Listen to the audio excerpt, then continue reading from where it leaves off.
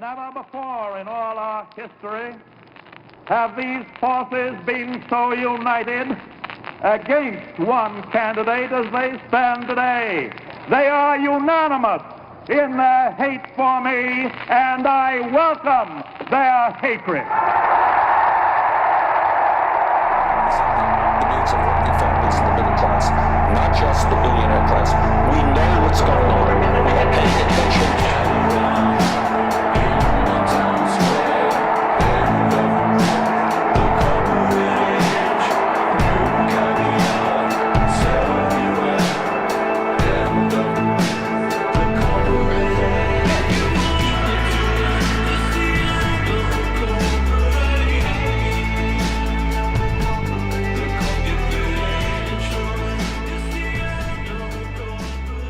Oh, good morning, everybody. It most definitely is the end of the corporate age, and with me today, right now, I don't want to have him wait any longer. Charles Mon has been sitting on his phone down at the Corvallis Farmers Market this morning, and he is with Our Revolution Corvallis Allies, and Charles is going to tell us what's going on down there and what we're doing for democracy. Hey, Charles, how are you?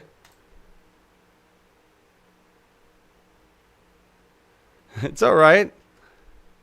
Yeah, it looks great down there. What's going on?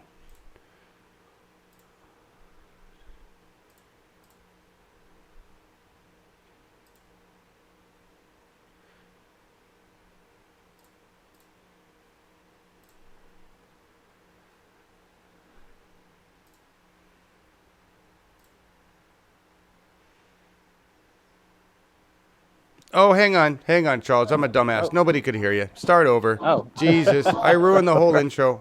I'm so dumb. All right, go That's again. all right. Everybody, this is Charles, and now you're actually going to be able to hear what Charles has to say. I'm really Hi, tired everybody. today, guys. Really fucking So, tired. Go That's ahead. all right. I think we all are. So I was just saying that we're here at the Corvallis Farmers Market. Our Revolution, previously Corvallis and Bernie's been tabling here every Saturday when the Farmers Market's going on for about a year and a half. We table in the free speech area, which other groups join us out here. Like we have the Pacific Green Party tabling today. Benton County Democrats are out here tabling today. Healthcare for All Oregon, they're fighting for universal health care. That's awesome. And then there's our table, Our Revolution Corvallis Allies. We've got Bernie there. And here with us today, helping out, we've got Ron. He's one of our leaders here. Hey, Ron. Got Jim here. Say hi, Jim. Hello. And so, yeah, we spend our time here every Saturday, getting people to sign up for things. We're supporting a lot of measures right now. We're trying to save the Corvallis Multicultural Literacy Center. OSU is threatening to tear down the building and take away their location that they've used for a couple of years now, I believe. Why? Because they want to build a parking lot, because they keep adding more and more students and they care more about their profits than they care about the people. And that center has provided a lot of support for the community, because OSU sure provides supports for their students, but they don't think about the families that come along with those students. And Right. that literacy center has provided a lot of resources for those families to get their children into kindergarten and English classes, and even to get some of them their citizenship. And so we're trying to help save that. So that's just one of the many things we're working on here. Awesome. That's fantastic. That's fantastic. So, yeah. Sorry about the weird walking through with all the noise. We have a band today that decided to set up right next to our booth, and although it's entertaining when we're sitting there, it's a little loud. It's all right. The band brings people to the booth, right? So. Yeah, no, it's great. It's great. Just not so great for talking on a show. Yeah. Oh well, yeah, that's very true. Well, your rig is great. I want to say you've had this. This is one of the best phone rigs we've had. How long? You guys do this every Saturday, all summer? Every Saturday, all summer, all through the fall. Wow. So usually I get here about between 7:30 and 8 o'clock in the morning. Jim's been a fantastic volunteer. He actually captures the spot for us, because it's all first come, first served, so it's not a reserved space. Oh, wow. So he gets out here between 7 and 7:30 to get our spot and sets up our canopy, and then I show up between 7:30 and 8 to set up all the stuff that you briefly saw there. That's fantastic. So you're with Our Revolution Corvallis Allies. That's the booth you're with. Correct. But you also are a part of just the Benton County Democrats, right? Yes, I'm a precinct committee person. I believe I'm on your show before. I said I'm also a delegate to the 4th Congressional District. I am also treasurer of the Small Business Caucus for the Democratic Party of Oregon, and several other things I'm not going to get into at the No, moment. that's fantastic. So you're involved with a lot of things that just have to do with democracy, right? Yeah, and I feel that's what, we all need to get involved. It doesn't matter what your particular passion is. If we just do something, if everybody does something, we're going to make a difference. I agree. Well, you are one of the people that encouraged me to get involved with the ground game. Are you planning on running? Have you made an announcement? I am definitely going to be running next year. I was originally wanting to run for county commissioner, but I decided to continue, slow and steady. I've got a lot of work to put in to really earn everybody's trust. So I'm going to run for city council next year. And I don't even like saying run. I'm going to win city council next year. Excellent. But then yesterday, people have concerns with one of our county commissioners is telling me I should run for county commissioner, but I really don't think now's the time for that. But that will be possibly in my future. Interesting thing for anybody that's out there listening. A year ago, if anybody would have asked me would I've ever been involved in politics, I would have laughed in their face. Actually, I guess it'd been about a year and a half ago now. Bernie woke me up. Bernie got me involved in his campaign, which again, I thought that would have been the end of it. There's no end. When there's positions out there that aren't getting filled or getting filled by people who are just in it for the money or in for their own, self-interest, that's not good enough anymore. We can't have politics as usual. We need new people, and I've said before, if I ask myself, if not me, then who? How can I sit back at home on my couch and expect somebody else to fight for me? Agreed. So I'm out there and I'm going to fight for not just myself, but my family, my friends, my neighborhood, my community, and my state. And I feel like I'm making a difference. It's something I haven't gotten used to yet. I have people coming up to me asking, what should they do? And I'm like, what can you do? I don't want to tell people what to do. Everybody's got to figure that out on their own, but I'm definitely here to help if people need, a suggestion on how to get involved in something, or, who do I contact? I want to fight for healthcare. Okay, we can work with that. So a year ago, you were not even considering being involved in politics, and now you're actually a leader within your community in politics, and you're encouraging others to be the same. Correct. Imagine that. That's amazing how that works, how that leadership role ends up coming in place, which explains a lot about current leadership, right? Right. It makes you wonder, you see these people who have been in politics for, 30 plus years, and you're like, well, but what are you doing? Right. And you're wondering. Someone brought up a good point. Actually, I think you were there for it when Brad Avakian was speaking at the Lynn County Democrats meeting. He talked about Oregon has been in controlled by the Democrats primarily for a long time, yet we still have problems. We still have people that are homeless, people suffering and living on the streets and not getting the health care or the food or the shelter that they need.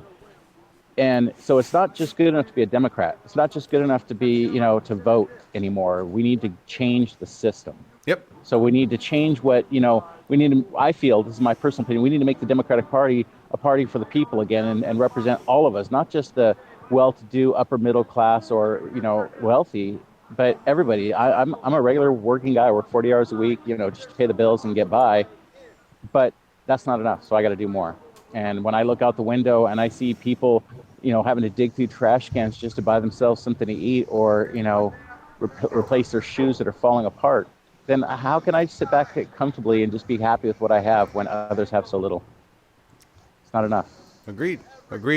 That's what it means to be a leader.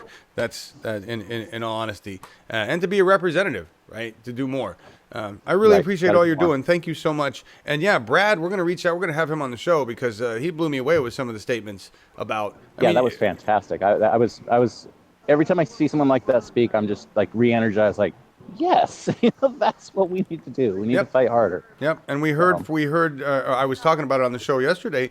We've got problems with money in the Democratic Party in Oregon. We've got problems with corruption there that we have to fix. Oregon is not as progressive as we need it to be, and the Democratic Party has done nothing really to move progressive agenda. Just kind of held Democratic court. Well, yeah, and I think Brad Avakian said it well when he said, the Democratic Party of Oregon is a good progressive party. It's not that we're not progressive and have great ideas, but there's a disconnect between the party and what we're doing in the party and how it actually goes into law and right. between our actual elected officials. Yes. So we need to push our party to be more engaged with our elected officials to make policy happen. But really, what we need to do is replace some of those officials that make legislation with officials that will make the legislation we want, like you, right?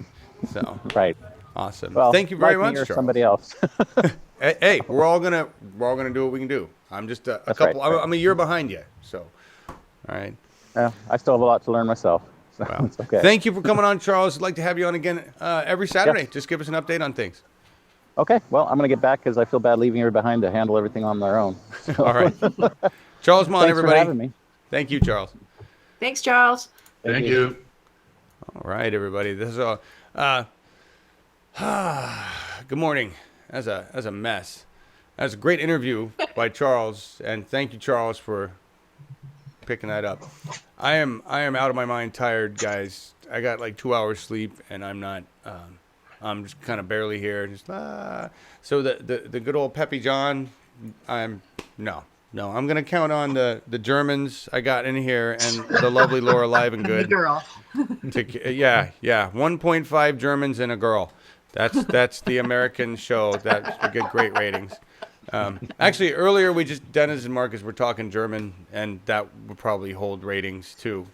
So just put that on, let them talk German. But actually, let's do this for real.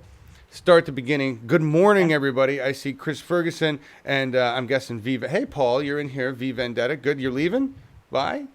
Oh, no, bye, Charles. Bye to Charles. See, that's how out of my mind. Anyway, hey, Jeanette and Lynn and Jim and Kat and who else is in here?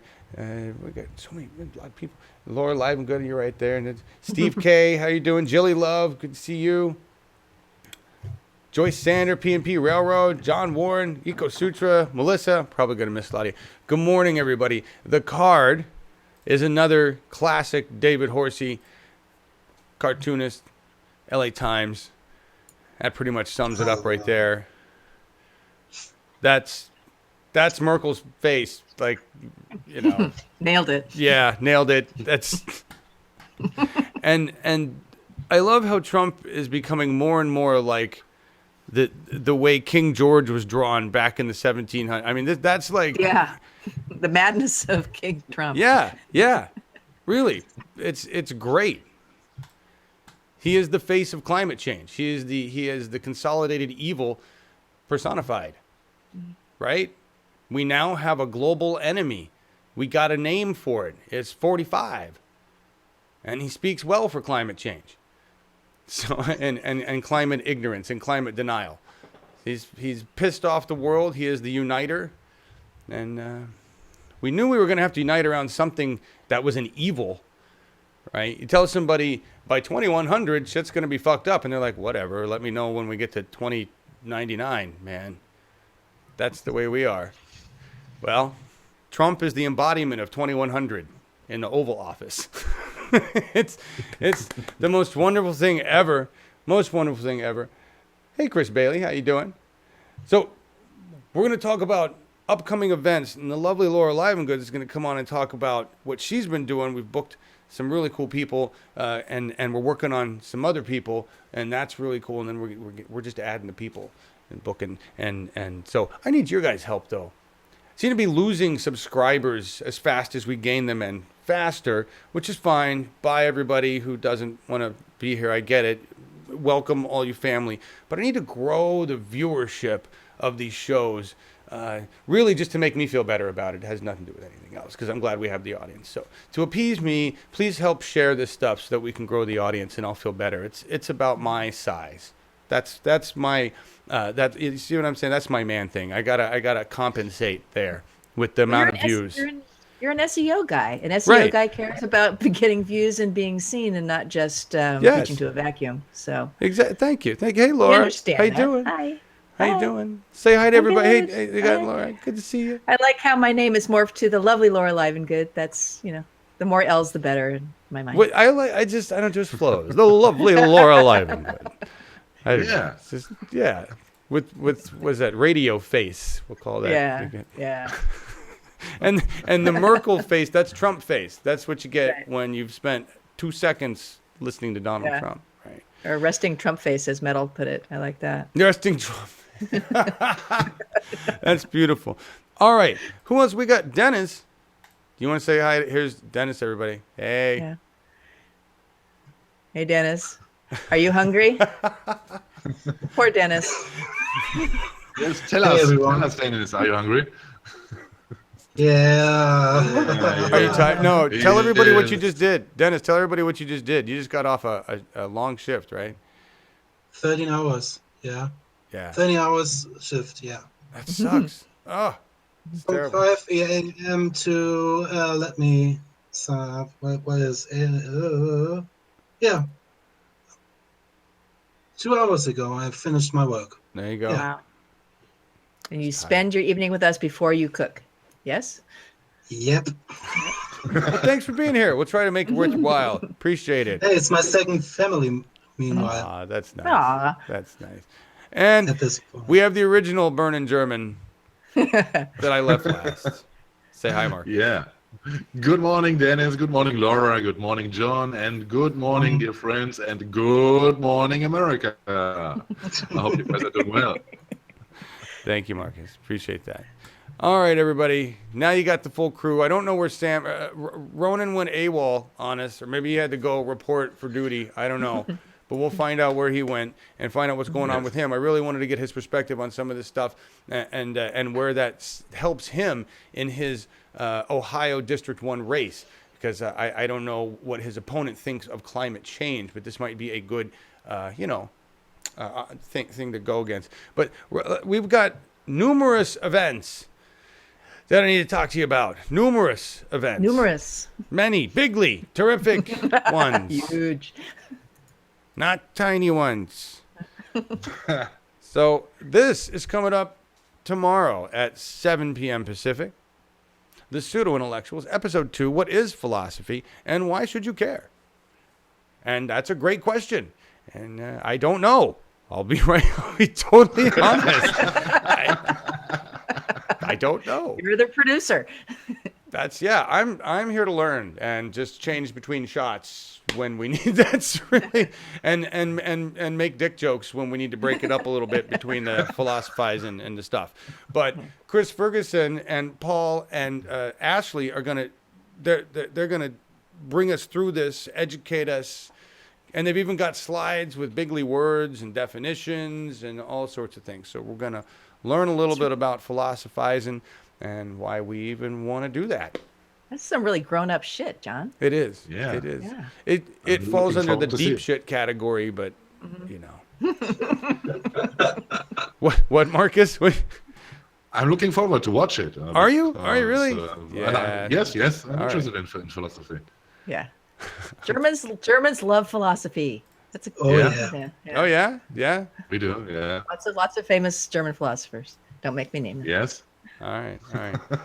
This is fun, just randomly bouncing back and forth between people. Just like You're gonna make everybody dizzy. I can't hear. I'm not joking when I tell you that I have had so little sleep in the last few days that I am just out of my fucking mind, and I feel stoned, and I haven't even finished morning bowl. I'm serious. Anyway, huge words, yes, Steven. They really did. And I keep telling you guys this. I'm still thinking about the last one, right? I'm still thinking about that one, and so I'm excited about this one. It should be really cool. Anyway, that's one, and then the next event is this. We are talking with Misty K. Snow. She's a candidate for Utah's 2nd District. This is We the Peeps, and this is June 7th at 7 p.m. Pacific. Where did the B right? Why is there a B right back? What is that? Where did that come from? I don't even know where the hell that came from. What is that? Get out of there. What is that shit? Do you want me to tell people about Misty? Yeah, please. Yeah, because Laura Livengood has been actually doing all the research and stuff that I claim to do sometimes on these shows, and she's going to tell you a little bit about Misty. Thank you, Laura. Thank you, Laura. You're welcome. Great work. Well, Misty was one, if not one, but we had not one but two transgender candidates on the ballot in last year's primary.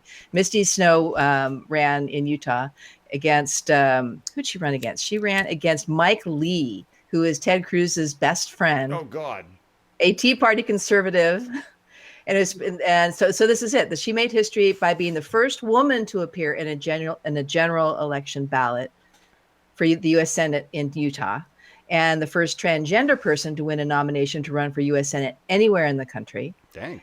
And there was actually another Misty in Colorado, I believe, Misty Plowright, who is also a transgender. So maybe she was second. I don't know, but this is fascinating. Both named Misty. Agreed. So Misty now she lost spectacularly to Mike Lee, of course, but he spent $6 million and she spent $6,000 on her campaign and was just, badassedly progressive in hers. And Lee, the guy she ran against, he was the one who introduced the First Amendment Defense Act, if you remember that, FADA, which was the most anti-LGBTQ piece of federal legislation in modern history. I don't even remember. So to have her running against him was particularly interesting. That's fantastic. So in this campaign, she's going to be challenging incumbent Republican Chris Stewart in the congressional district, which Trump won with 46% of the vote to Hillary's 32. And so solidly red district, but and Stewart has won the past 3 elections with over 60% of the vote. So she's got her work cut out for her, but she's pretty happy with actually how she did against Mike Lee with the campaign she ran, and she learned a lot. So she's going to tell us what she learned and how she's going to apply that to her next campaign. So that's this coming up Wednesday, 7:00 Pacific time. Oh, that's fantastic. And I just want everybody to recognize something right now, that this is a person who's already run and lost, right back up, running again, because we were saying, you got to lose. You're going to lose.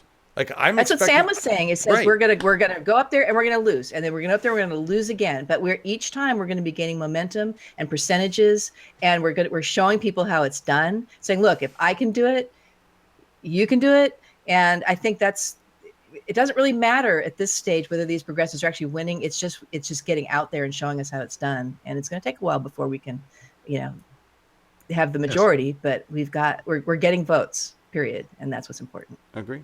Yes, and this is exactly how Bernie worked. Yes, in his beginnings. Yes, exactly. It is. Hey, look at that! I had a shot with all 3 in there. I didn't have to do anything. That's sweet. That's good. How could I change out him? I gotta figure that out. Where'd you go, Deniz? You're over there. This playing with cameras live with John. That's a new show. There we go. Making me dizzy, man.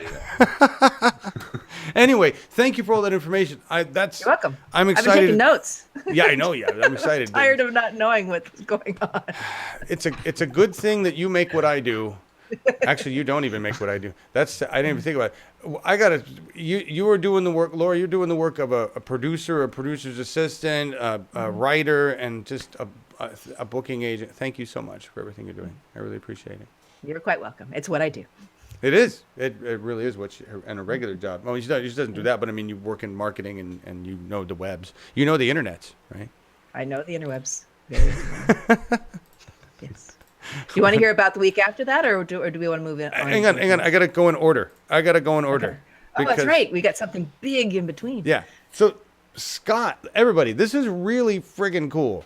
Scott keeps dropping little nuggets of information about just how well done this is going to be. So I hope it lives up to all of Scott's expectations. But apparently they're doing a really high quality live stream. They're going to be covering that. So we're going to be either restreaming it or cutting to Scott, because he's not even going to bother covering the main events because they've got it done, right? And if they're pushing to Facebook, we'll grab it from there. If they're pushing to Our Revolution, we'll grab it and restream just to have one continuous thing with you guys. But Scott was talking about, look, it's going to start Friday night, all right? Friday night at 7 p.m. Eastern, I believe. They're going to talk about why the hell they're there, what's going on, right? And then then the next day, we'll start Friday night. We'll run whatever that is with the opening people and the ceremony. They got stuff early in the day, but it's just kind of like welcome stuff. Saturday morning we'll start with whatever they got going on, and it looks like it breaks out into different groups. So maybe that'll be a good time to bring in Scott. And then in the evening you've got the main. So around 4 o'clock Pacific time, 7 o'clock Eastern is the main event with the big names and the keynotes and all that stuff. Bernie Sanders, I believe, is Saturday. I don't have to look at that. What Scott said. Let me look what Scott said. He said, so Saturday morning is a panel with Amy Goodman moderating like they did last year. Remember she had the big one with Naomi Klein and those guys? Yeah. Remember that? Yes. And so she's Saturday morning at 9 a.m. Okay. And with Jane Sanders, Naomi Klein, and Danny Glover. Well, that'd be cool. Yeah. And then what did she say? What did he say? Bernie is on Saturday evening, and Nina Turner is going to be Sunday morning. Go to church with Nina. We'll cover it all. Yeah. And Scott will be getting interviews. Scott is going to be interviewing a lot of the people. Another thing Laura's been doing is reaching out to all the people that we know that we've talked with that are going to be at this thing and saying, Scott Galinda's going to be there. He wants to interview you. So we're going to have all sorts of exclusive footage and interviews. Thank you, Laura. Yeah, Sam Ronan will be there. Stephen Jaffe will be there. So it would be, and David Hildebrand, who I'm going to talk about next, will be there. So it's going to be, I mean, last year was pretty awesome, the first one. And if we want to talk about an event that can unify, it is events like this, because this has got all the factions that Sam was talking about. Everybody is coming together at this, and the candidates are definitely hitting it up. This is how we find out who's running, who to support. Exactly. And I think the Trump Paris climate announcement has made a lot of these groups and the people that were arguing petty bullshit kind of go, let's shut the fuck up and focus on the issues here, and which was exactly what we wanted it to happen. So this is a weekend of the fucking issues. That's what this there is. There it is. One after the other. It'll be great.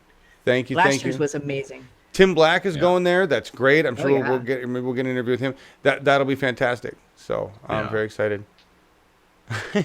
and Jeffrey Pearson, I saw your comment, by the way, about watching the first episode and you ended up living. That's fantastic on the pseudo intellectuals. That's a good. I'm glad. Me too. Kind of the same way. What do we got here? Jeffrey also says I kind of missed the Max Headroom moments. I'm sure they'll come back. Don't discount them. I'm sure we'll have plenty of those here. They're not gone. Haven't been much better lately, though. Yeah, it has been, even with the Comcast slowdowns. The new memory fixed that. Anyway, we're on to, I think it's the next, is it the next card? Yeah, it is. Okay, so this is David Hildebrand. Laura, tell us more. Yes. So David is going to be on We the People on June 14th, so the week after Misty. He is running against Dianne Feinstein in California. He is an unapologetic pro-labor progressive. I'm friends with him on Facebook. He's been reporting a lot about what's going on with the healthcare act that passed through the California Senate, the single payer. So he's definitely got his finger on the pulse of that. So that would be a great thing for to talk to him about. Yes. On that day. He is, and he lives in Sacramento. So he's another California person for me to pick the brain of. Yeah. And of course, got to get Dianne out of there. And he's a sharp cookie. I'd love to see him debate Dianne on healthcare.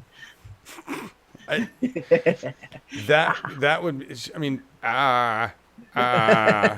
what do we get out of her? Just get these old talking points. Hang on a second. I got to crank the Victrola. Talking point 5. Yeah, just her medication.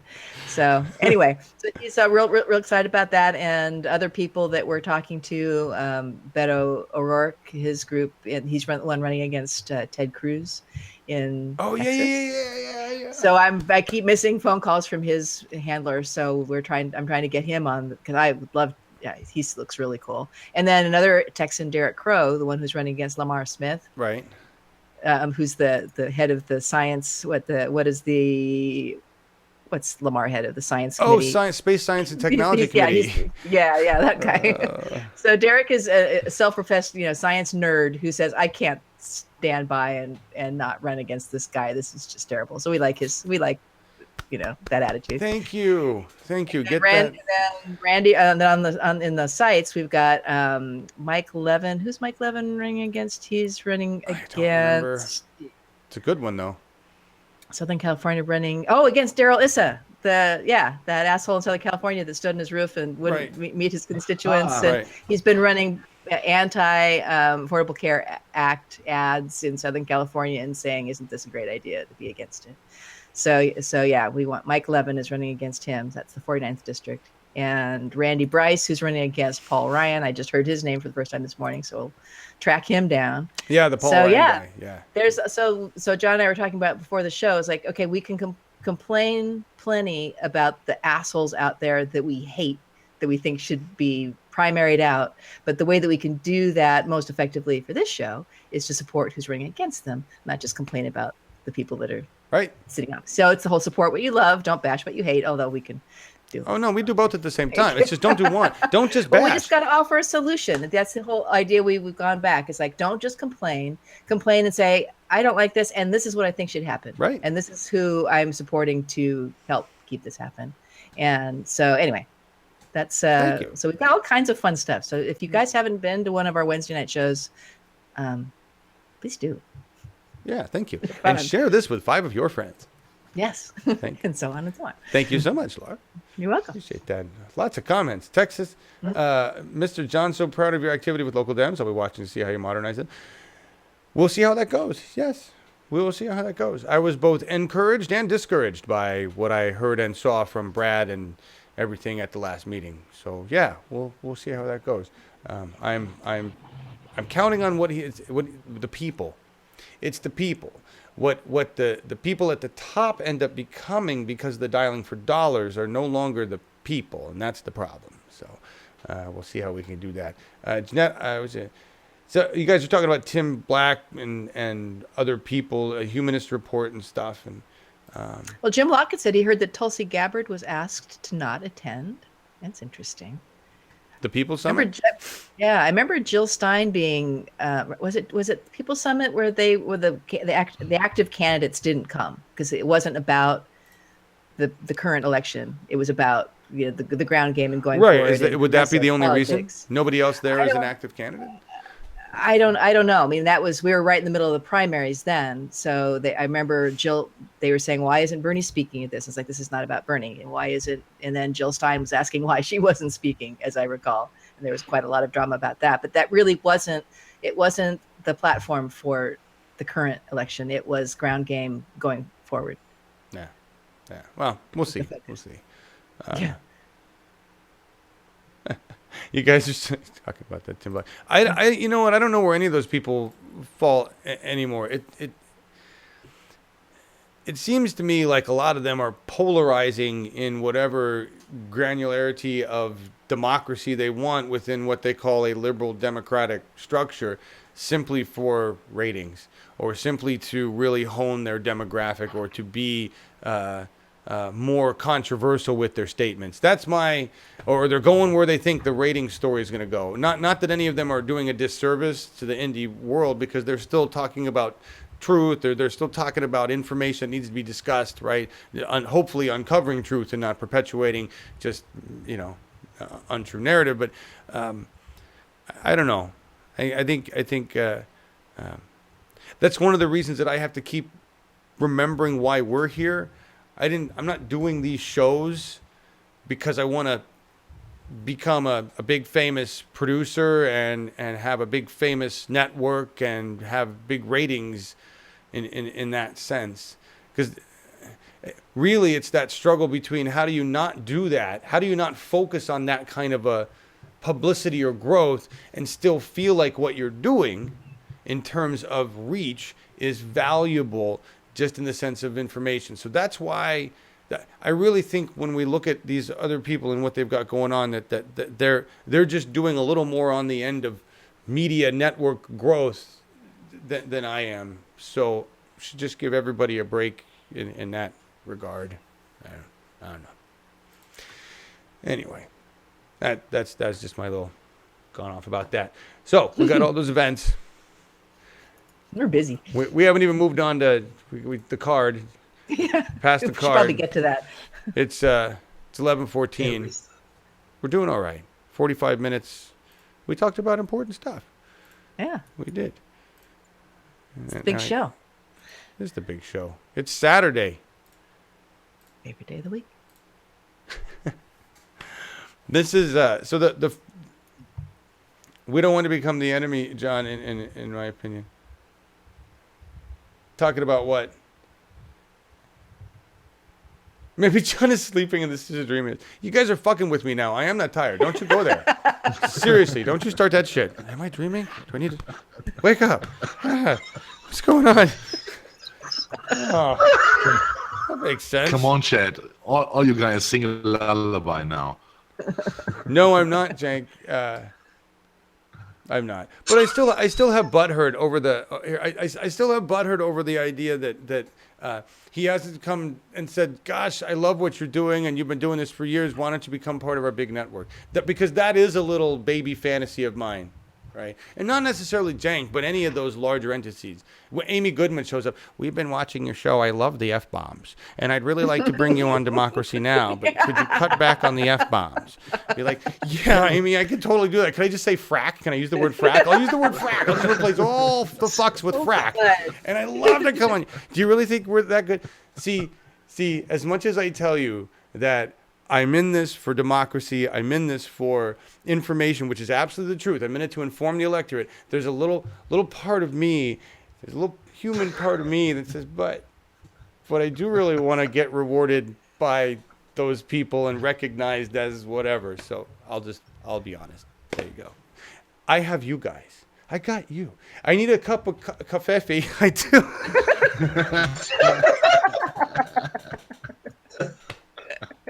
Because I'd spell it that way about now, too. I think a super bowl of coffee would be more useful.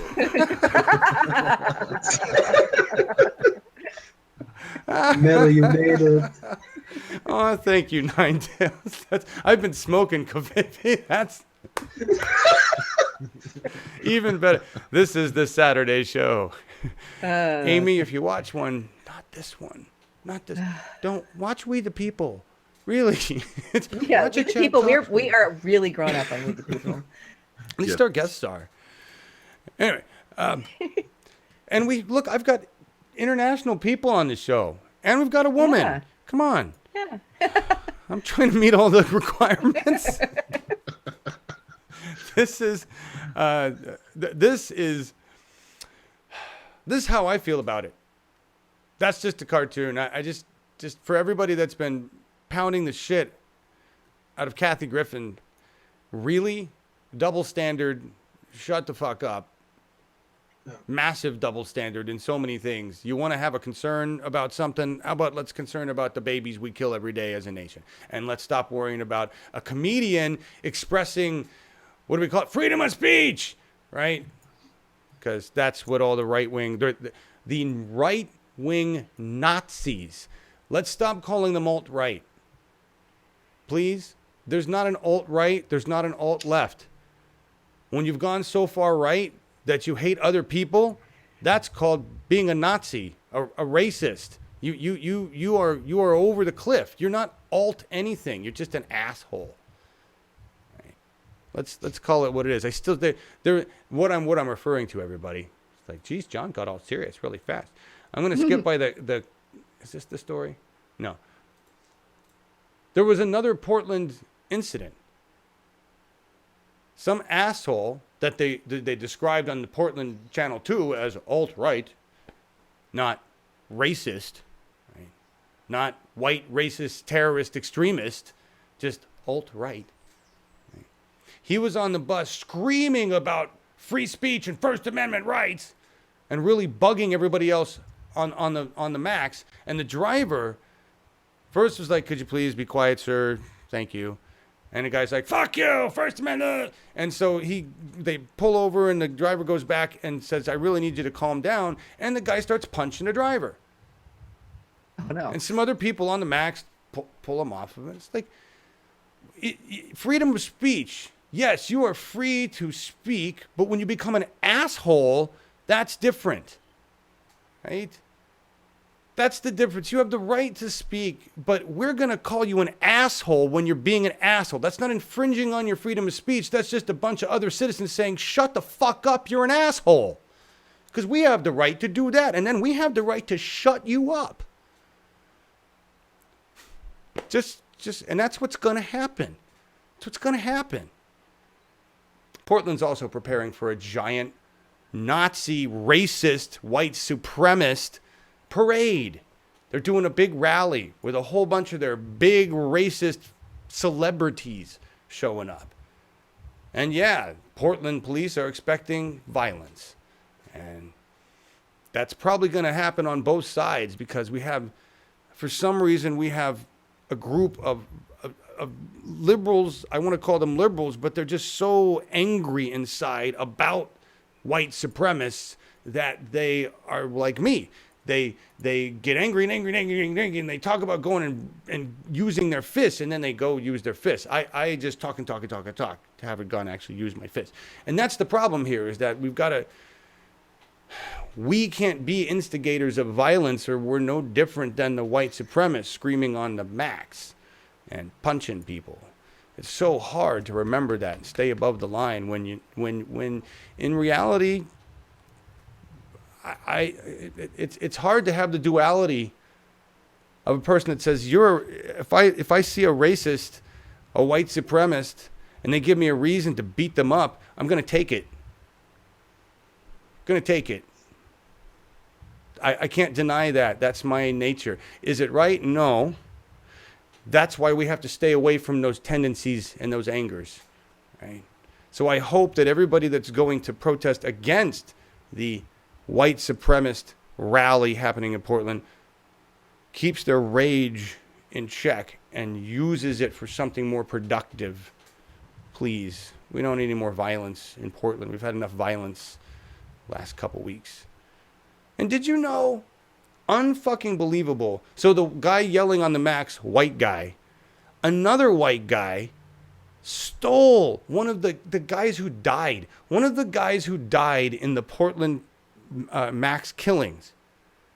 This guy took his backpack and his wedding ring off his finger. The police caught him a few days later because they had the camera footage of this guy taking this shit. But unbelievable. That's rude. And you look at here's the thing. Here's where I'm going to go with this that's going to be disturbing. Is that person is a product of the society we've allowed to be created. Because he's a homeless guy. And he's living in a homeless camp.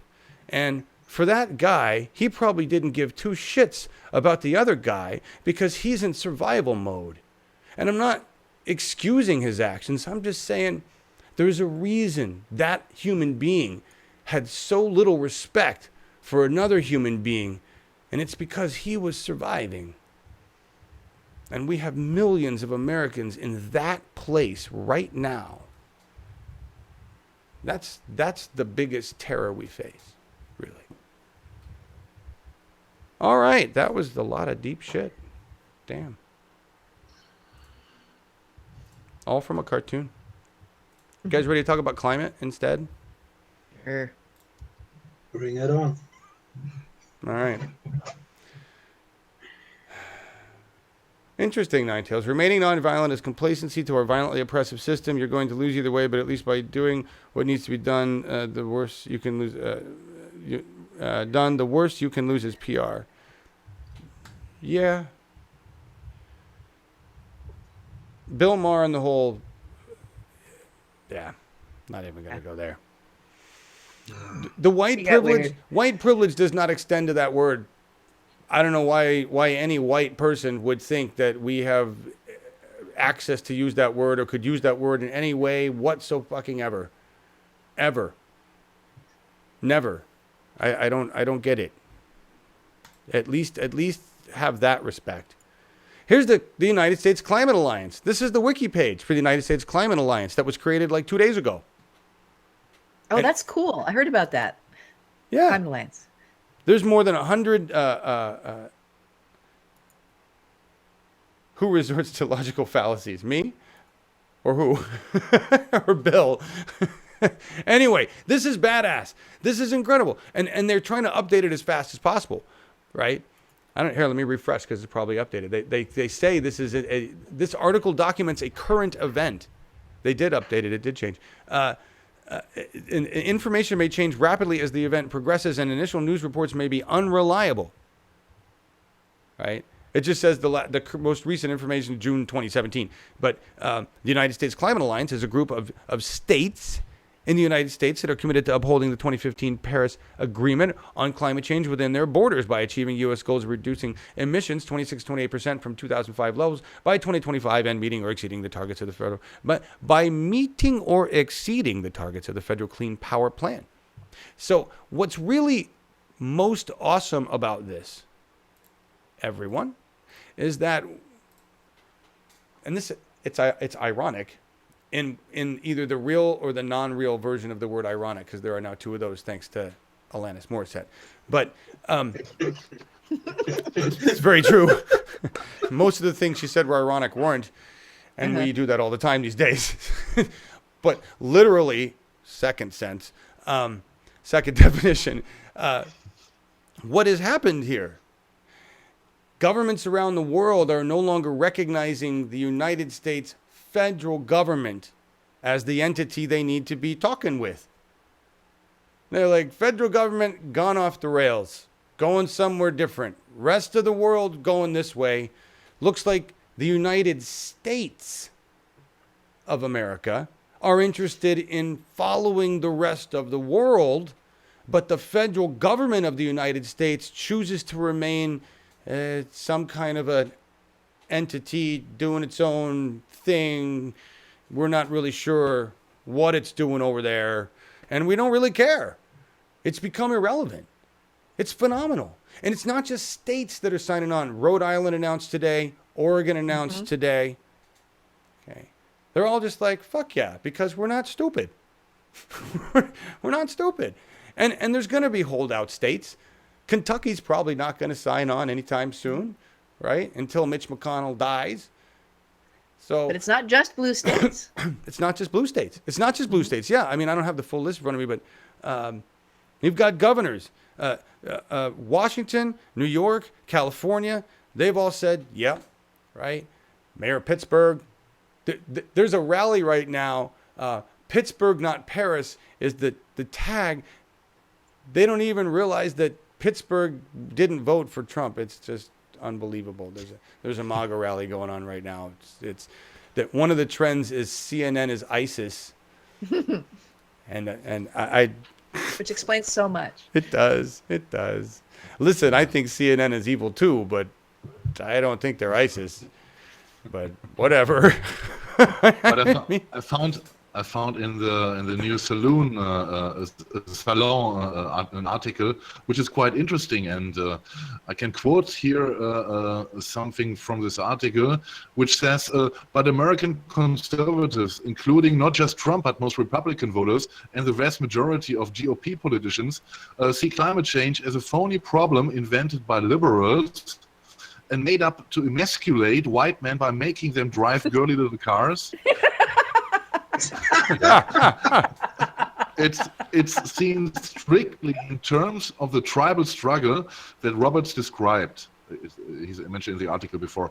The fear of being contaminated by liberal habits runs so deep on the right that researchers at the Wharton School of the University of Pennsylvania found in 2013 that advertising light bulbs as environment friendly made conservatives less likely to buy them.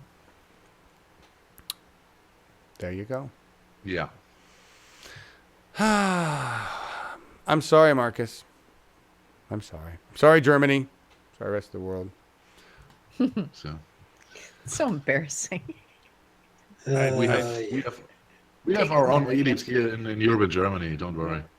I lived in England in the early '80s and had to answer for Reagan, and right now that's good times.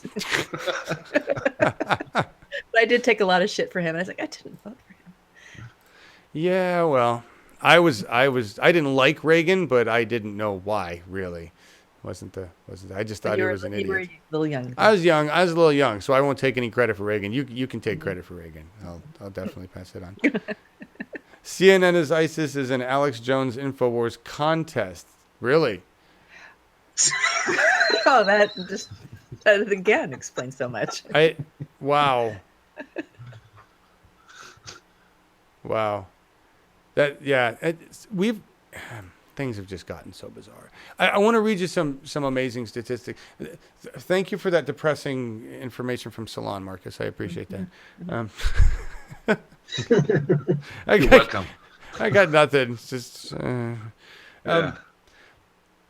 this is I could old go on, data. but I won't. No, please don't. Please. The United States Climate Alliance. This is old. This isn't even up to date with the number of states and everything that's signed on to it. It can't possibly be.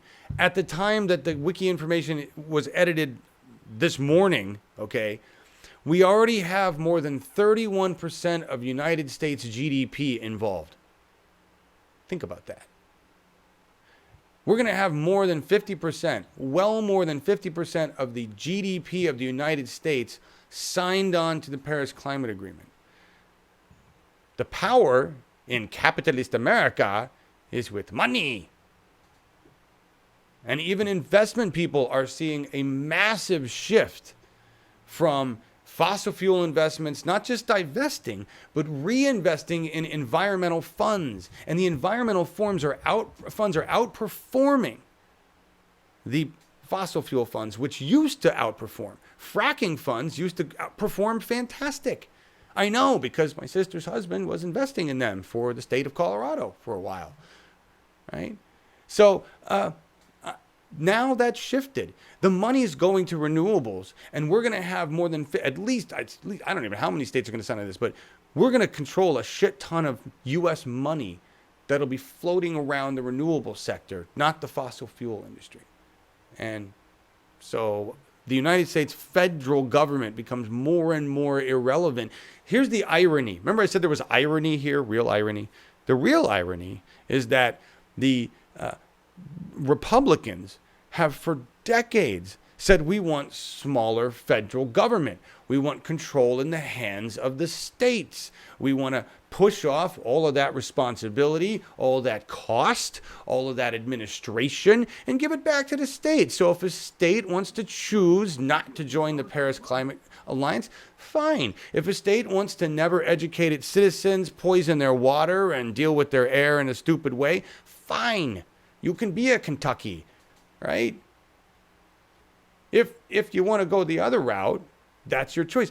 The Republicans, in very swift order, have handed all that power, or not handed, but basically said, we're not going to do anything for you in that regard, so fuck you. And the states are like, okay, I guess it's time for us to take the reins. You've been wanting us to take those reins for decades. Reins taken. You're not going to like where this goes. I really think the Republicans have just screwed themselves for the last time. All of the establishment, really. So, John, I'm on the side of the Economic and Environment Agency of Germany. Yeah. And it says that 31% of our whole energy production comes from renewables. 31% of yours? Yeah. I think you guys, well, that's fantastic. That's fantastic already. You're gonna, I wonder where you guys are at in terms of the climate agreement, whether you're gonna meet or beat, or if you have already exceeded, you know? No, we're not quite there. I think we wanna, how was it, Markus? 50% to 2030? Something like that. That's pretty good. I don't know exactly, but I want to say that we have a high percentage of renewables here in Germany. So it works. I think a target was to cut the emissions into half, and she already faces criticism. I just wrote it in chat about her opposition against Trump, and the criticism comes from her own party. And as we know, she is the leader of the Conservatives here, and Yeah, and the first are coming out and saying no, you cannot talk to Trump like you did, and yeah, we will see how she'll manage to silence those voices that they don't have any influence in the next elections. To sum it up, they say, bend over and let you fuck from Trump from behind. This is really the real conservatives here in Germany. Yeah, idiots. You guys should have said all that in German. Audience would have loved it. No, there's nothing. There's absolutely nothing to say. We both think those voices are stupid, and I think the majority of the Germans is pro climate, is pro for efforts against climate change clearly, and Merkel will know that, and she's popular. She got I think 2 or 3 plus votes in the last week for the coming election, and really? Yeah. She profited a lot from it, of course, since Trump was in Europe. It is for me. It is clear that she will win it, and the question would only be if she can do it alone or if she will have a partner like the SPD right now. Interesting. And in just real quick on Merkel and leadership and the torch being passed, which is what David Horsey was saying there, and it seems to me like exactly what we kind of thought is my understanding.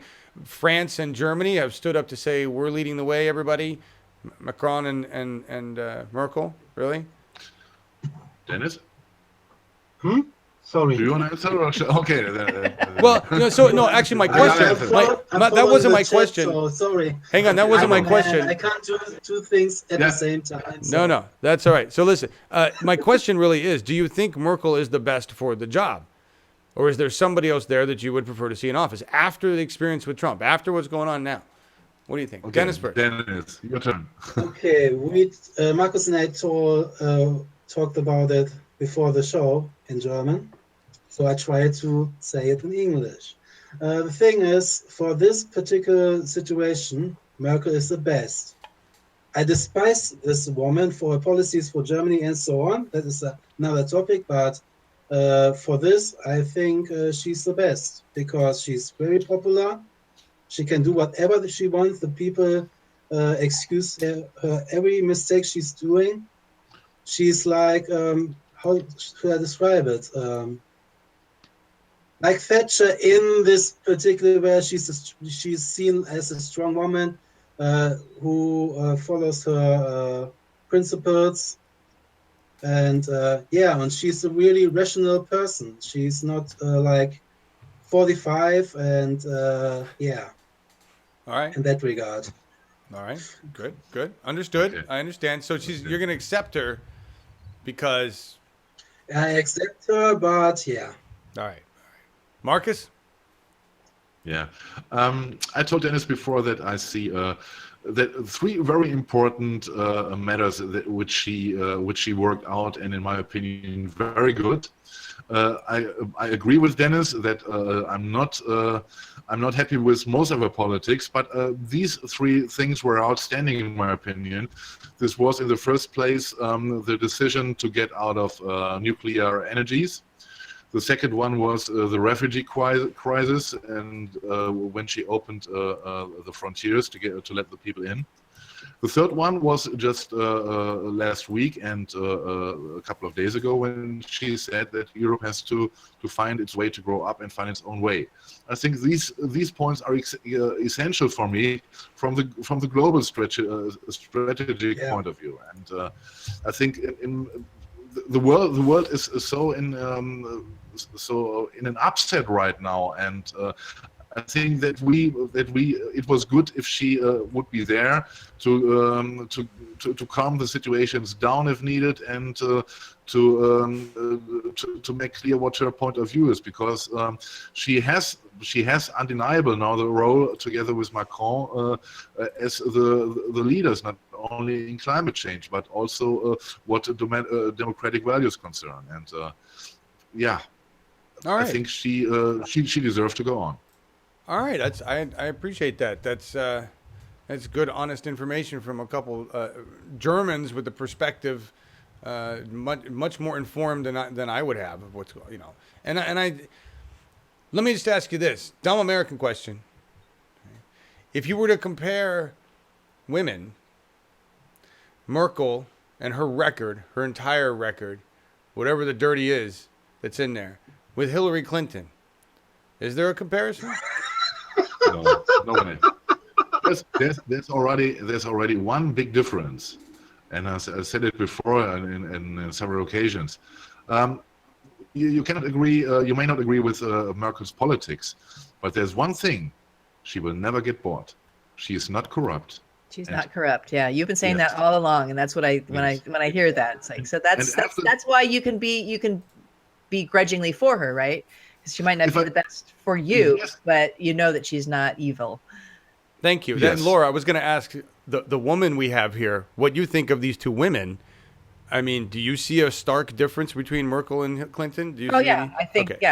I think Merkel has the best interests of her country at heart. She may not make the decisions that everyone would make, but Hillary, I think, is corrupt to the core and wouldn't trust.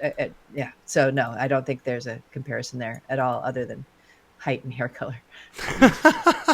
But we don't have to forget that if Merkel would be in power when the vote was taken in America for the Iraq War, she was for it. Yes, like many others before, yeah. Mm-hmm. Yeah. So no, don't forget this. It was. Yes, but you got to see the Merkel of that time is not the Merkel today, because now she is the party leader, and if you're not the party leader or the chancellor, then things are different. Then you are more bound into party politics, Yeah. Interesting. That's true. You guys have a different structure. Okay, couple things. I got to do a diversionary thing on several things that I've missed. Sidetrack. Left Turn Clyde. Movie reference? Anyone? I know Laura knows. No. What? No. Left Turn Clyde? No. Sorry. Clint Eastwood. Yes, before he was a dick. Or maybe he was a dick then, but before he was with the gorilla, yeah. Well, it was an orangutan. Orangutan, yeah, okay, all right. The Man from San Fernando, it was called like this in Germany, I guess. What was it? The Man from San Fernando or something like this was the translation in German. Really? It was called Every Which Way But Loose was the name of the movie. That probably does not translate well in German. Every Which Way But Loose. Okay. We have hilarious translations from American movies into German. Unbelievable. Yeah, that is absolutely right. You can have one word in German that says all of that, I bet. I once watched a movie. It was it had the soundtrack of Curtis Mayfield's Superfly. The movie was Superfly, and it was translated to German, and they tried to make it authentic by giving them an accent. And you saw black people in the Bronx bowing about tongues with fire in it, and they're talking in a German Berlin slang. Oh God! It was hilarious. Find a clip. That's awesome. That's awesome. All right, I still haven't said any of the things that I was going to talk about. Really, I don't even know where now I lost them. First of all, there's 73 plus people watching, and I know that not all of you are commenting, and this happens all the time and always happens. And I just want to say hi. Thanks for being here. I recognize your existence, those of you who are watching who don't comment, and those of you who comment later, and those of you who come watch the show whenever the hell you come. Thanks. And if you ever have a question or want to say anything, please drop a comment or shoot us a tweet at Bernie 2016 TV. Right? Just, we're all a big family here, and I recognize you. You are important because you came by and listened, watched for a few minutes. Right?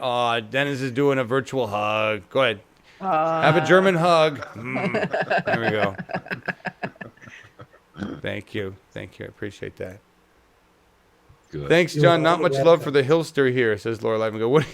No, No, hell John no. John Warren was putting up some arguments to how that Hillary might have had some redeeming qualities, and we're not exactly agreeing with him.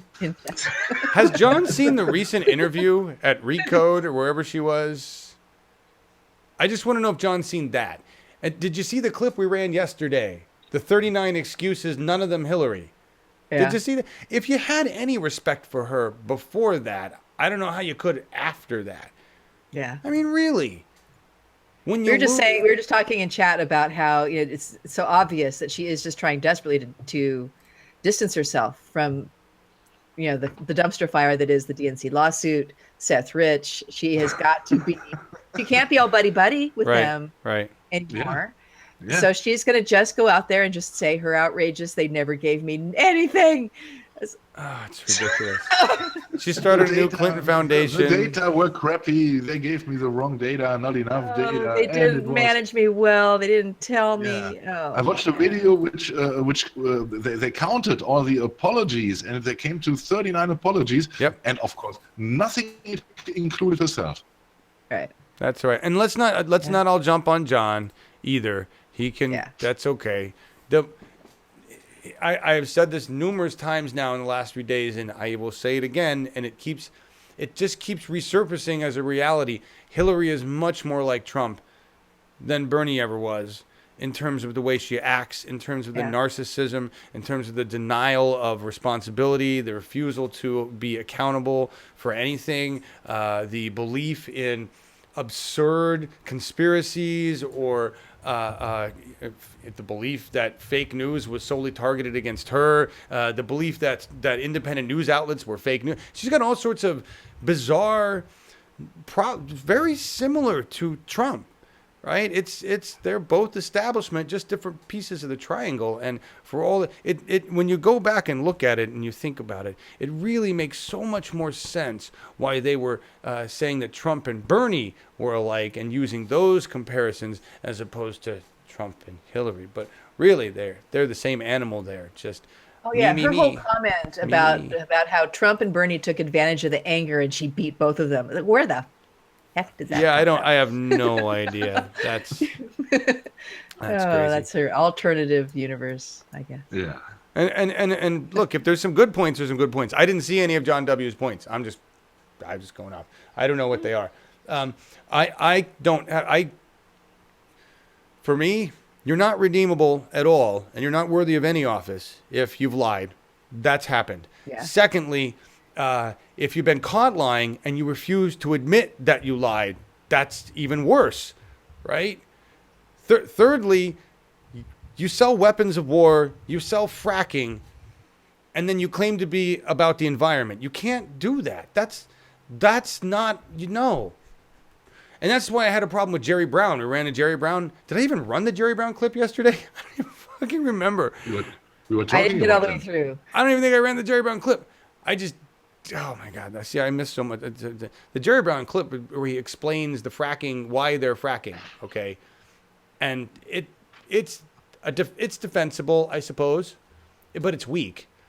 It's basically we're not willing to spend the money. We're not willing to make the transition happen faster. So we're going to drag it out with the fracking industry because we're all okay with that. It's all embedded, right?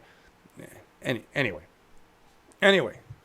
she destroyed ecosystems in the name of profit, right? She was happy over the weapons sales to Saudi Arabia that they immediately turned around and used on Syria. Oh, wait, we're freaking out about Kathy Griffith doing what? Hillary Clinton just bombed some fucking kids in Syria. That was a while ago with some F-15s that we sold to Saudi Arabia. It was a Christmas gift.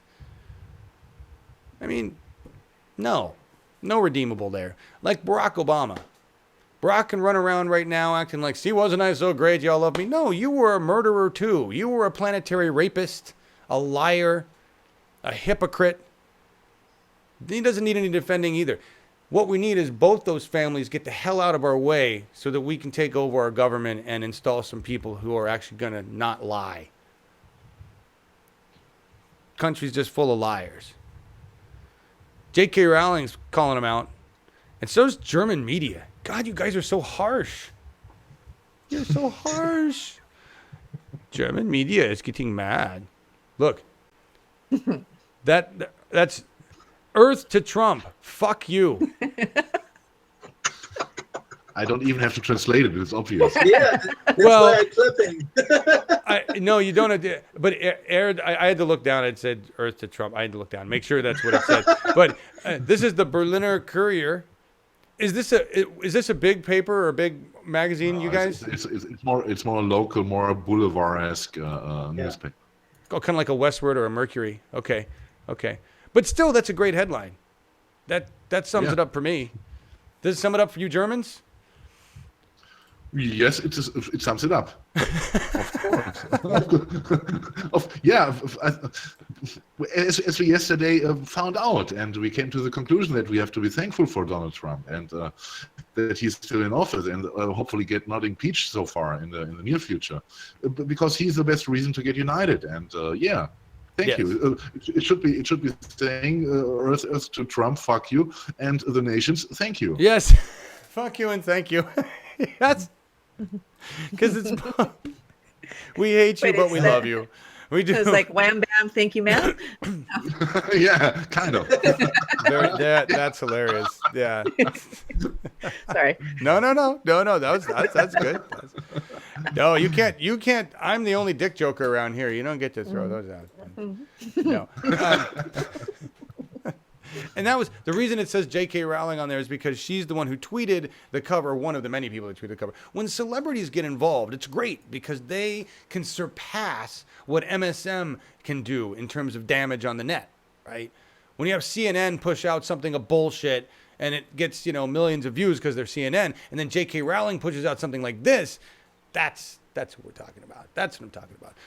Even if CNN is or isn't ISIS, they still do damage in that way. So we have big names like J.K. Rowling, who's got millions and millions of followers who actually respect and listen to her, and she posts something like that, then yay, right? So thank you, J.K. And Putin had weird stuff to say about the Paris Climate Agreement. Yep. Yeah, what else would you call it? I just call it weird. It's scary. Don't you think? It's he understands what the Paris Climate agrees as an evil villain, a super villain, like lasers, right? Like he's Deniz here over there. And to those of you who meant, I think it was Kat. Yes, Deniz does have this great laugh, doesn't he? See? There we go. Keep doing it. Oh, I'm watching the ratings go up. Look, there's even more people showing up. Only for you guys. Anyway, Putin said, "Don't worry about it. Don't worry, be happy." He said, "Don't worry, be happy," and basically said the Russia hasn't ratified the Paris Climate Agreements. We ratified it or whatever. We can't back out of it until 2020 or 2021. They keep changing the date on that. It's getting crazy. We don't get to back out till then. Russia hasn't even jumped into it. Putin says we're just waiting so we could see them work out the technical details and the allocation of resources and all that stuff. In the meantime, we're not going to do anything. And that's basically what Trump's saying. We're just going to back out, even though we can't back out. I just wanted to say back out because it sounds better. I just wanted to have a press moment in the Rose Garden because it's probably the last good one I'm going to do. I mean, we don't know why he did all that shit. It could have just been a memo. Right? Anyway, they're just stalling. The Russian federal government and the United States federal government have both said we're going to just kind of fuck off with the climate for a while. Right? So I hope the Russian people adopt the same kind of attitude and the climate alliance as the United States. I realize they don't have the same kind of democratic power over there. I don't think. I don't know. I don't really know what goes on in the Russian government. It's probably pretty freaky in the state level wide. While we still have some power, we should use it. We don't want to get that bad, right? Not Turkey bad, right, Deniz? We don't want to get Turkey bad. That's bad. No. But Turkey is very, very investing in renewables. For example, in the little village where my Turkish grandmother lives, every house, every home has some solar panels on the roofs. They're heating their water with it. They get their energy from it. So in that regard, Turkey is, I think, a lot better than the States. That's insane. That's I mean the with all the other human rights abuse and atrocities, at least you guys are going renewables. Yeah. I don't. There's nothing more Monty Python about our Earth than the just the weirdness of men who rule countries. They do some really wacky things, you know, like wacky. Yeah, soldiers can rape over here, but we're gonna do a good solar program. I don't know. It's just, you know, I don't get it. I don't know if the Philippines is doing anything over there, but to hear that, it just it's crazy. Yeah. China, and, we mutilate our kids, but everybody's gonna breathe better. I know. What, Marcus, were you gonna say? And I hope that we can get Katie in the next couple of days on the show again. Yes. Because the situation in the UK is very interesting right now, because the Tories were seen for weeks as the clear winner of the coming election. I think it's next week. And meanwhile, the Labour Party with Jeremy Corbyn took a lot of percent points from her, and some say in the Tory party that they are going to lose, and this would be a devastating defeat for Theresa May, and I would like to hear a little bit more from Katie about it. Yeah, me too. I mean, it would be great for the planet, right? I'll try to contact her. It'd be good for the planet to have Corbyn. I still don't understand the whole thing that's going on there with all that stuff, but glad to understand that the Tories are losing power. And are we thanking Trump for this as well, or the Brexit thing, or what are we why? She had massive problems when she announced that I think health care for elder people. Would be they would have to pay for it if they have a fortune of £100,000, and this would include the value of houses also. Oh, wow. And of course, the people are raging right now, and this is why she dropped in the polls. Yeah, it's just going for that greedy. And, last night, sorry. No, what's that? Just one thing to end it. It is called the dementia tax, you know, and this is no crazy. Good propaganda for her.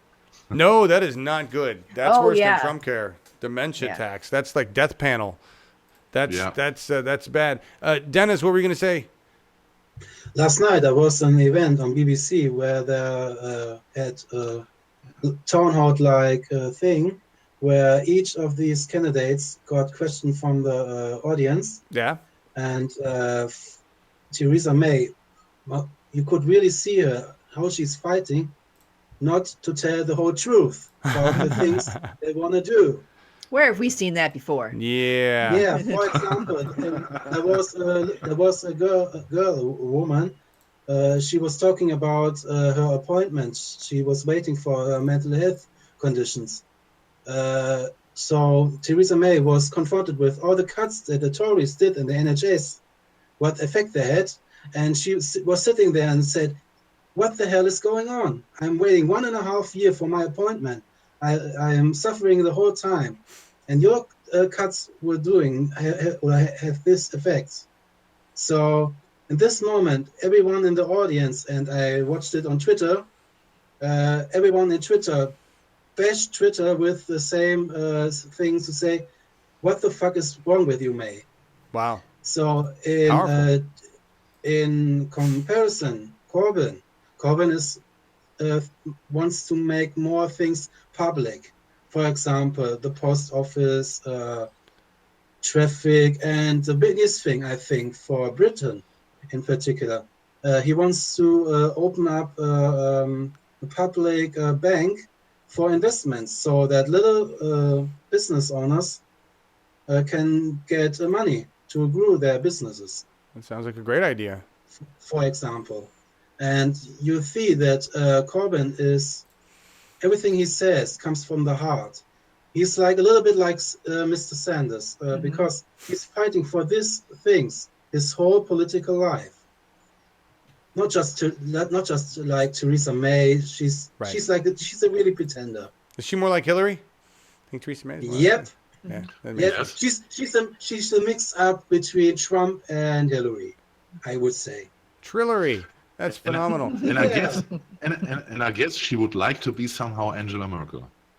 This is my yeah. This is the suspicion I have, because Merkel has more power than Theresa May, and I think she's a kind of person of, the penis extension thing for women.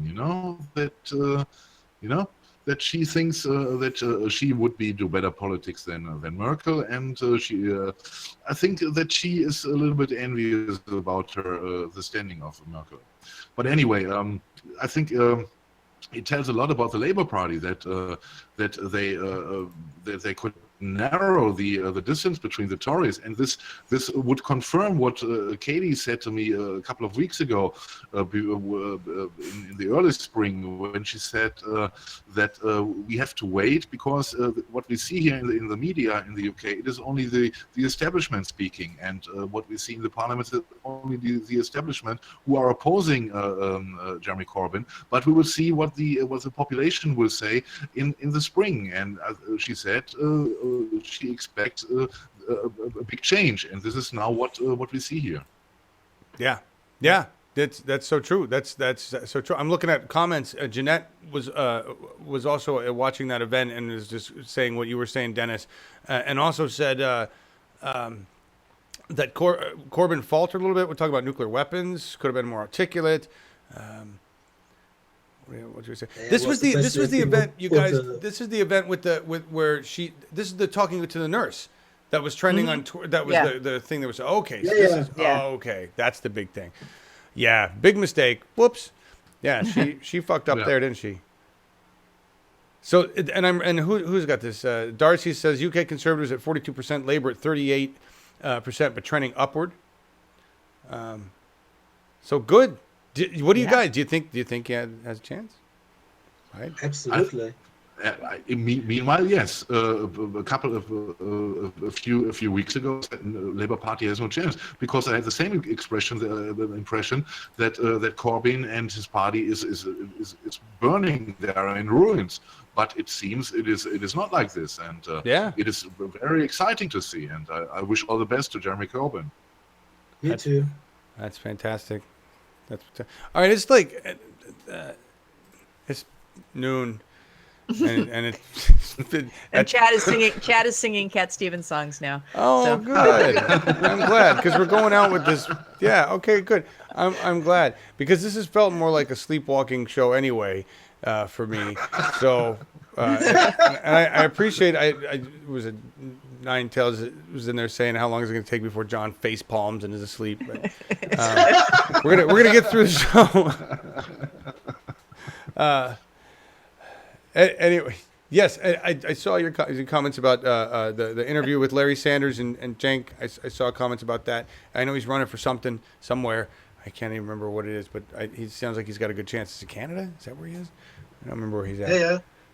He's a candidate for Parliament. MP. There you see. Thanks. This is why I have these people on the show. They know what the hell's going on. What, Dennis?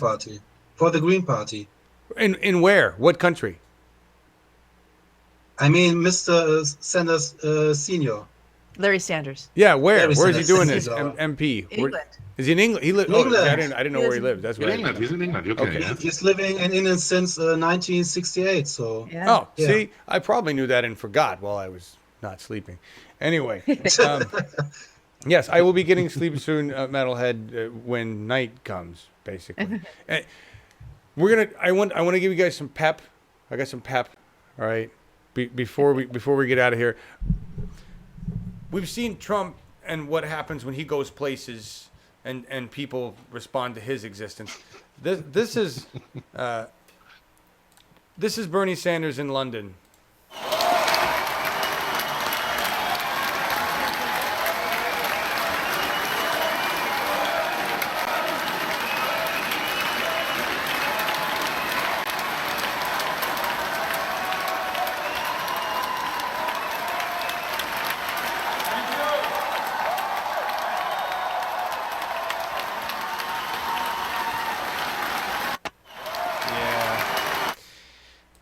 The people's I love hearing president. people cheer for Bernie. Almost makes me tear up. It made when I see that. I did that with the other one wherever he was the other day in Ireland or wherever. That's huge. We made such a massive mistake not working harder to elect him. You know what I'm saying? We've got a lot of evil to defeat in that regard. I like Cat Stevens too. I don't know why he left. He was like doing good, and then he went off to go do religion, really. And then he tried to come back. And I know we targeted him as a Muslim in entering the country a while ago. That was in the early 2000s. It was ridiculous. Because he's a terrorist threat with his peaceful music and shit. Watch out. It could hurt somebody. What? It could hurt somebody. I know. Hurt somebody with something calm and peaceful. What are you guys? It's Julie Love. Actually, it's Bernie, not Merkel, who's leader. Right. Agreed. Yeah. Yeah. I agree with you there. All right, we talked about the Sanders backers that are doing things. Kimberly, just really quick. Kimberly Ellis tried to get an audit of the DNC chair vote, and she was denied. So there's that continuing transparency within the DNC party. I don't think that's over yet. I think the fight goes on with it. I hope so. Does it? I hope so. That's good. All right, there's my Max Train order. And there's that. Arnold Schwarzenegger had some great things to say. I always have a hard time loading Arnold Schwarzenegger because I just want to... He's a douchebag, but he says good things about the environment, so I'm torn. But know that it's in all the links are in the description, so you can get the links, share this stuff. It's good content. The Arnie thing is good. It's got 52 million views. Jeez, that's huge. Anyway, I think what environment aspects in California concerns during his term as governor there, I think he did good things. He did. I think he started it in California with renewables. He did. Right? He basically increased a lot of debt in California, but yeah, he did a lot of good things. They broke. Yeah, they got broke. Yeah. They're very now. They're now. He claims they're not, and that may be the case. But yeah, that's yeah, and it. Either way, he now with the bar lowered where it is, Arnie's an exceptional, great guy, right? No, I can't go there. Thank you, Arnie, for speaking up for the planet. Renewable energy by 2045, which is their goal. 100% renewable energy by 2045. Hopefully, we'll be around that long to see it. So that's Misty Snow. It's right there. So we're going to bring Misty Snow in, and then we're going to... she's coming in for her tech check, guys. But we're still live, so... I told her not to come in until we were... That's all right. Maybe she doesn't know, and it doesn't matter. Hi, Misty. That's okay. Come in. It's right. Again, this is the Saturday... What did you say? A Sleep with John Saturday show? Somebody said that. Yes. Go back to bed. What else did I want to cover here? We'll talk about Nevada's net metering because they actually passed a new version of it. It's another ironic of that one, but at least they passed it. And we talked about that. You guys know that there's a lot of cracks going on in the ice in Antarctica, so I don't need to remind you of that. There's a link to the Ferengi rules of acquisition, and if you ever want to blow your mind, read them because they define Trump. All right, I like. Those darn Ferengi. Here. Look, I'll take the time to show you this one because this is important. Give it back. That's rule number 1. All right. What is it? Yeah. The Ferengi rules of acquisition. Mm-hmm. Oh, come on. Do I have to explain to you guys what the Ferengi was? Die Handelsgesetze von den Ferengis. Losing a lot of big points, German guy. Seriously, this is Star Trek stuff. This is Star Trek stuff. I know that stuff. You know the Ferengis? Okay. This is the Ferengi. I once tried to learn things volcanisch. Vulcan? You tried to learn Vulcan? Yeah, Vulcan. I used to have the There was Of a, course he did. I used there to was have a time in my life. Yeah, that's good. Do you speak good Vulcan now? No. I never learned Klingon. My sister bought me way back in the 90s. She bought me conversational Klingon cassette tape. I never learned it. Germans should know Star Trek. I agree, Melissa. What kind of Americans are they going to make if they don't know Star Trek? I was very serious, so. Oh, Deniz, respect. Markus, probably too mainstream for you, Okay. right? Watch Star Trek. Okay, give me the Trump line now. What? Oh, they're all Trump lines of the Ferengi No. rules of acquisition. Say to me that I'm fired. Oh, you're fired. You're fired. You're fired. Get out of here. Markus is fired. He's not a good German. He's a bad German. All Germans should watch American shows, especially Star Trek. This never allow family to stand. My favorite. What is it? A deal is a deal. A contract is a contract is a contract, but only between Ferengi. Never place friendship above profit. That sounds like the Republicans right there. Never place friendship above profit. If you're going to make a profit, fuck your friends. Yeah. Nothing is more important than your health, except for your money. So if the planet's going to die and you're going to die, as long as your money's solid, everything's okay. Never make fun of a Ferengi's mother and or their kids. It never hurts to suck up to the boss. We've seen that in spades. My two favorites. War is good for business. Peace is good for business. I mean, Republicans don't follow the second one, but if they listen to the Ferengi rules, don't trust a man wearing a better suit than your own. Expand or die is in here many times. Females and finances don't mix. That's a good one, right? I mean, treat people in your debt like family. Exploit them. That's I love that one. Wives serve, brothers inherit. It's Roddenberry had a so much good sense of sense, right, humor. John? What? It makes so much sense, right? Yes. It's Roddenberry was a genius. He's like, how do I represent the Republican Party and conservative ideals in an alien species? Ferengi. What we got? What was that? The Ferengi rules of what? The Ferengi rules of acquisition, like their constitution, and they are a profit. They are the Ferengi as a people, not just a government, as a people are about profit. All of them. Right. It is the 1950s American male wet dream put to a fantasy world. That is what it is, basically. Exactly, John. What? I said exactly, John. Yes. And see, informing the electorate. That's what we do here. Last, wait, Chewbacca. Here, last, Jimmy Carter to attend Greg Allman funeral. Aww. I thought this is the coolest story. If you didn't think Jimmy Carter was already cool, he's so awesome.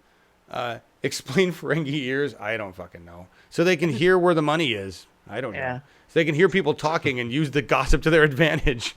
Yeah. So former President Jimmy Carter said he will attend music legend Greg Allman's funeral this Saturday in Macon, Georgia. Why? Rosalind and I were deeply saddened when we learned that Greg Allman had passed. Basically, Allman was there. He says, Allman was there when I needed him, and Rosalind and I have been grateful to him. It's very difficult to it's now that Bill Clinton exists, I can't do the two cross. But apparently, at many concerts, the Allman Brothers Band, they did get elected in '76. I had no idea. That's Georgia. Cool. That's cool. Georgia. I know, but they're like, southern rock band, big old, and that's Eat a peach. Eat a Peach. Do you remember that? Do you remember the campaign? But that was one of their albums. Oh, Eat a Peach is one of their albums. See, I like some of the Allman Brothers stuff, but I'm not a big old huge old fan. That's Live and Goods era. Yeah. It really is. Anyway, yeah, rip Greg Allman. It's sad. Yeah. All right, guys, we're going out with a. Where did this come from? This song came from Elijah. And I don't really know if we can play it because I don't really know how to source it on that. There's a little note about licensing, but it's on YouTube. We'll see how it goes. This is Fat Bollard in Reading Town Center. The song's called Millionaire. They're a busking band. And it's just something different and unique, and I appreciate that. Julie Love, you're a very talented impersonator. Thank you, Julie Love. No, but I appreciate you saying that. You and I will both just feel that way. Okay, thank you. I appreciate that. I really do. Tomorrow I won't recall. We got What This one was to really good. do Bill Clinton. Do Bill Clinton while you're at it. Hey, ladies. Bill, it is. You can go to Bill. Bill. There's a difference. In order to do Bill, I gotta put some shit in my throat. Yeah. Hey, ladies, I just did a bunch. Alrighty. Moving on. I'm dying. At least I make Deniz laugh. I make Germans laugh. If this is good German humor, then we are marketing to the wrong audience completely. We need to be out there hitting ZDF and whatnot and just doing this show, and they'll be like, "What, that American make me laugh? He's so funny." I don't even know what I'm doing. That's great. That's great. Deniz is laughing. Markus is laughing. I love this. So, thank you. I feel famous now, and that takes care of all the butt hurt that I had over the whole. You guys don't even know what it was. One of these days I'll tell you, but I can't because you know the person, and I can't tell you what it was. It got me all butt hurt this morning. I was laughing so hard later. I was like, "Really? You're upset about that? That's hilarious." I will tell you. I promise. One of these days. Okay. You guys are laughing. We're laughing. We're all laughing. That's what this is about. Laugh while you can because we've got a lot of work to do to save this planet. We got some crazy people. They're running it. Laura, live and good, thank you for everything you're doing, for being here. Oh, you're welcome. Thank you for the nice shout outs during the show this week. I caught them and I was like, oh, he's talking about me again. Yeah, good. Thank you. It's better for ratings when I mention women. Deniz, one of my many Germans, thank you. Yeah. We love you. Thank you for being exactly who you are. And I hope you don't have to work more of those long shifts. Jeez. Yeah. Tomorrow again. Oh, God. All right. Well, get some sleep. Markus, the burning. Yeah. Thank you, sir. John, Deniz, Laura. Thanks for having me. Great show. Laura, we'll see you next week. Okay. Deniz, will see you next week. I don't know. And John, of course, on Tuesday. And you guys in chat, of course, on Tuesday. Have a great weekend. And Bye-bye. Sam had a military weekend this weekend. That's why he wasn't here. Don't forget tomorrow to watch the pseudo-intellectuals. Yes. Pseudo-intellectuals tomorrow. Why philosophy at all, really? And that's going to be exciting to find out. And then I'm sure I'm going to be thinking about it for the next 2 weeks while they prepare the next show because it's only every 2 weeks, right? We got that. We got Misty Snow. We got People's Summit with all sorts of shit going down. And then we got David Hildebrand after that. And I'm going to be booking, or Laura is going to be booking other people. Stay with us. Share this channel. We're here to have a conversation. That's what it's about. We're going out of here with Fat Bollard in Reading Town Center. The song's called Millionaire. And if it cuts out on you, I'll have to delete the clip. It's all good with YouTubes. And if you are from the group Fat Bollard, I don't monetize, and we like your tune. Peace, everybody.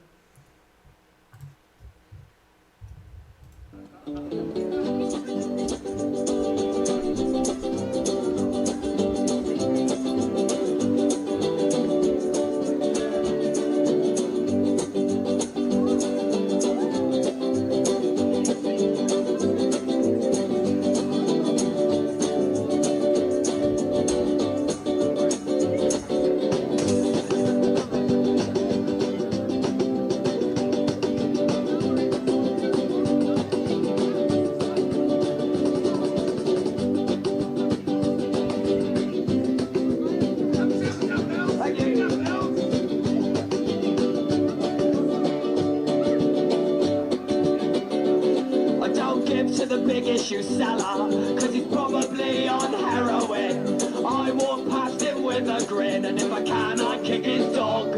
No, I don't give to the busker, he's talentless and lazy. He's ruining the country, I think he should get a job. Instead I give my money to Walmart.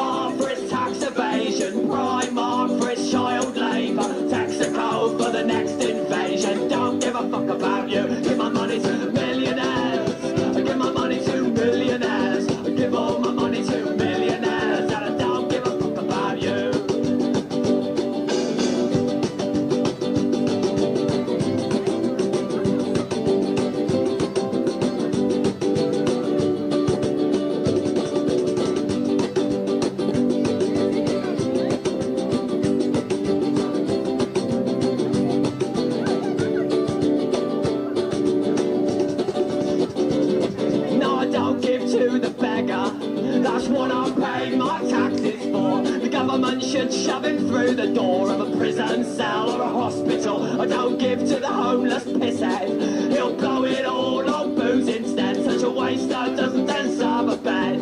What do you mean welfare is dead? Because I give my money to Walmart for its tax evasion, Primark for its child labour, Texaco for the next invasion. Don't give a fuck about you. Give my money to millionaires.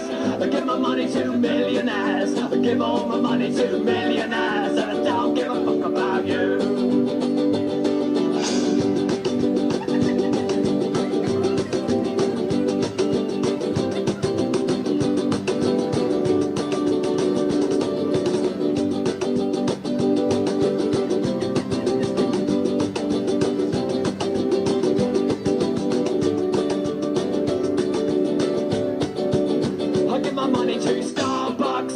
They get harder. Being pigs, making living ain't easy. Barclays, they look after me, and I don't give a fuck about you. Give my money to millionaires. I give my money to millionaires. I give all my money to millionaires, and I don't give a fuck about you.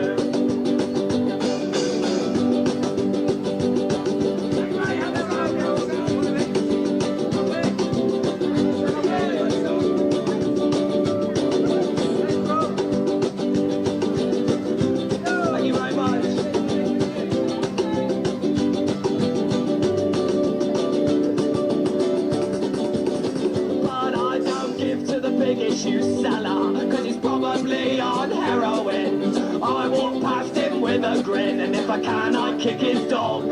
No, I don't give to the busker. He's talentless and lazy. He's ruining the country. I think he should get a job. Said I give my money to Walmart for its tax evasion, Primark for its child labour, Texaco for the next invasion. Don't give a fuck about you. Give my money to millionaires. I give my money to millionaires. I give all my money to millionaires, and I don't give a fuck about you.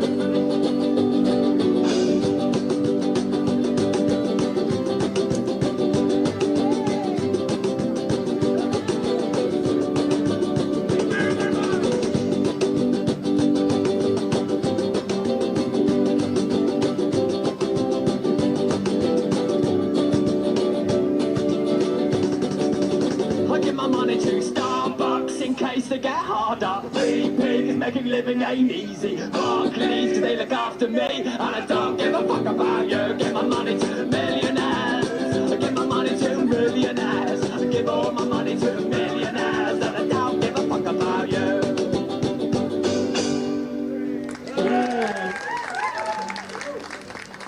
CDs for sale, 2 separate albums.